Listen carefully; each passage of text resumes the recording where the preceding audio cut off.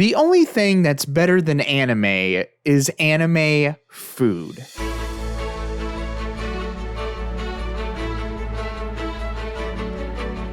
Food is something that most things need to survive. This is just a basic rule of life. However, there is no species on the planet that indulges in its food as much as us humans. We make entire businesses, shows, and lifestyles based around food. I'd say that most people probably share at least some kind of baseline interest in food. And I believe that this baseline interest is one of the fundamental ingredients, you see what I did there? That has led to the huge success of the 2024 hit anime Dungeon Meshi. Dungeon Meshi, or if you want to go by the English title, Delicious in Dungeon, I'm just gonna call it Dungeon Meshi because, you know, delicious and dungeon, that's just kind of a mouthful. Debuted in the pages of Harta magazine in February of 2014. The series was both written and illustrated by Ryoko Kui. Kui got her start the way it feels like a lot of creators do nowadays, by posting her work online. In this specific instance, she started out posting on sites like Pixiv as well as her own personal blog. This allowed her to make a name for herself and show off her incredible talents before inevitably becoming a full-fledged mangaka. After this, she'd work on a few more stories, though the first big one that really garnered praise was a neat little manga collection of short stories called Terrarium in Drawer. This manga is what won Kui the Excellence in Manga Division Award at the 17th Annual Japan Media Arts Festival. So it's safe to say this was a pretty good story. That being said, our focus today is on the manga she wrote after this, Dungeon Meshi. So let's go ahead and look at the first ingredient. I'm sorry, okay, I promise I'll stop. That makes Dungeon Meshi such a fun experience.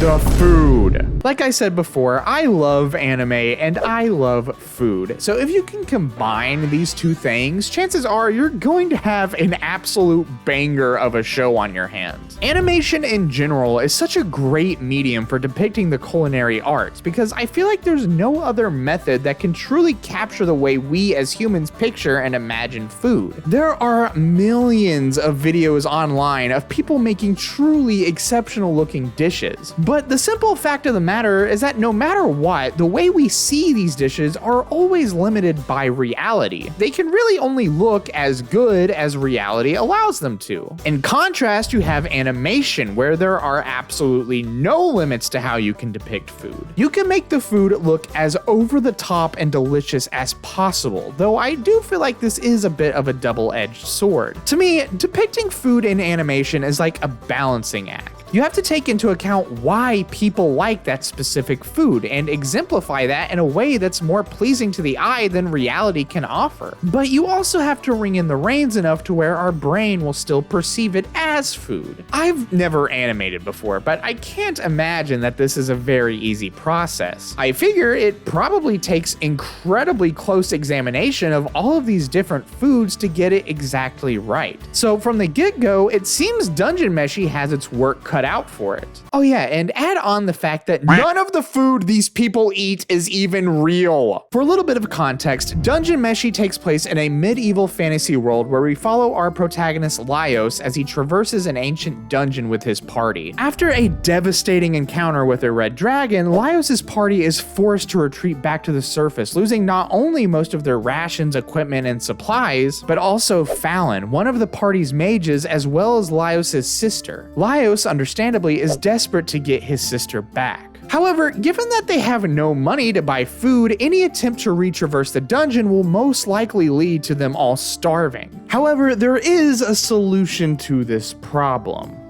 Eat the monsters in the dungeon. This element of Dungeon Meshi is what got me hooked on the series immediately. Naturally, you'd think that implementing the idea of monster ingredients into the winning formula that is animation and food would muddy up the waters. I mean, monsters don't exactly come to mind when you think of appetizing food. And yet, this is the best part of the anime for me, because not only does it allow the anime to further establish and explore the world, but it also poses an interesting question. How are they going to eat that? fact. Almost every episode, Laios and his gang come across some new, unique, and fleshed out monster that they need to turn into a dish. And usually the means they go about doing this is just as fleshed out as the monsters themselves. Let me give you an example. In episode 3, the party comes across a group of living armor, basically suits of armor that are able to move and attack by themselves. Now, if you've never seen Dungeon Meshi, I want to ask you,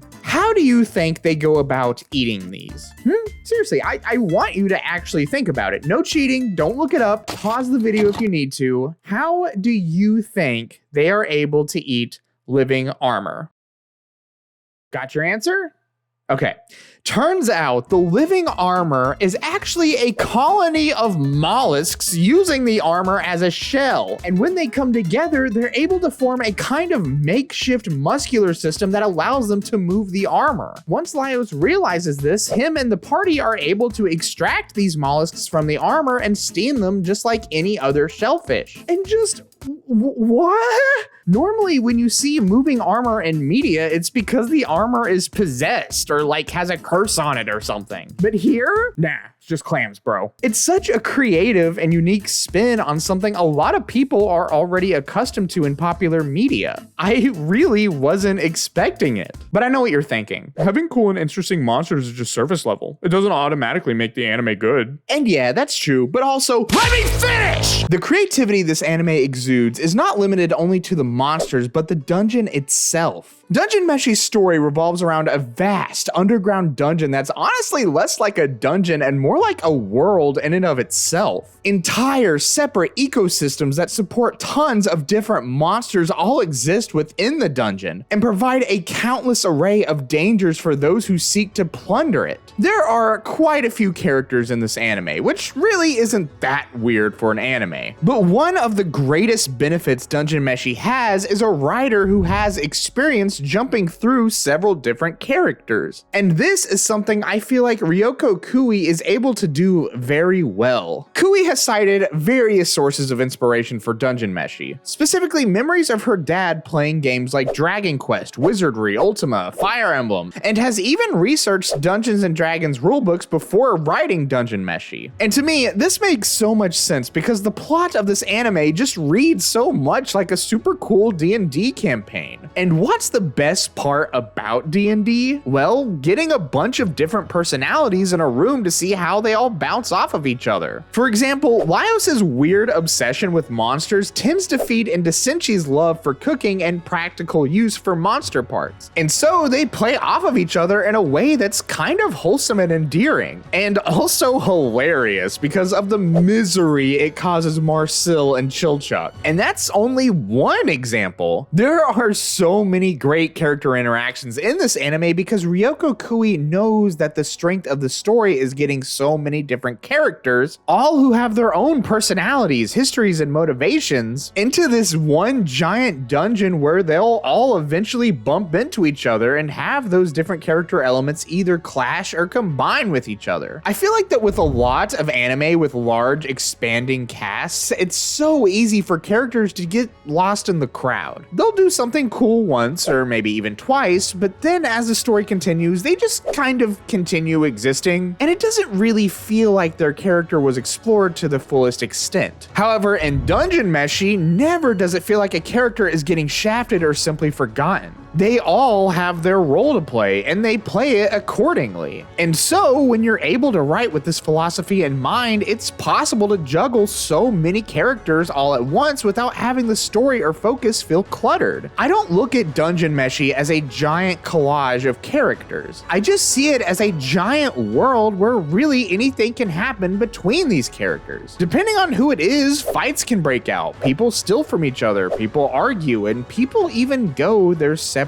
ways. But people also help each other and share things with each other and form alliances and friendships. And as I kept watching Dungeon Meshi, I started to notice something. This show is good, like really good. Honestly, better than I was expecting going into it. When I first watched this show, I really wasn't anticipating a whole ton. I thought that the show had a cute angle with its monster food, but I really wasn't expecting it to go very far beyond that. But it was still enough for me to sit down and give it a chance. And honestly, this story has taken turns that I really didn't expect. The thing I was looking forward to episode was slowly shifting from what food they were going to eat to what people they were going to meet. And it made me start wondering, was the food angle just a gimmick from the get-go? Like, the author knew they had a good story, but was afraid people wouldn't give it a chance? So they just hinged a lot of the focus on the monster food to give it a selling point? At first, that's kind of how I felt. However, after watching as much as I have, I don't think that that's true. There are so many awful things that happen in this world every single day. So much hatred, violence, and toxicity. It honestly feels like at times we're more divided than we've ever been. But no matter what happens, something that will always connect us is our love of food. Sharing different cultural cuisines, eating together, and bonding together over a meal. That's just such a primordial aspect of humanity that will always ring true. And what is it exactly that brings Laios and his party together with so many different people? It's finding a common ground in food. Cooking a meal together and eating it together. And I think that's the biggest reason why I love the cooking aspect of Dungeon Meshi. Yeah, I like how cool and unique the monsters are, and yeah, I think the food itself is aesthetically pleasing and creative. But really, what makes it all worth it is that it's these characters making that food with each other. And I think that's why Dungeon Meshi is such a great anime, because it reminds me that no matter our differences, class, race, gender, history, motives, beliefs, or morals, that we all have one thing in common. We all need to eat. And maybe we can put our differences aside and share a meal together.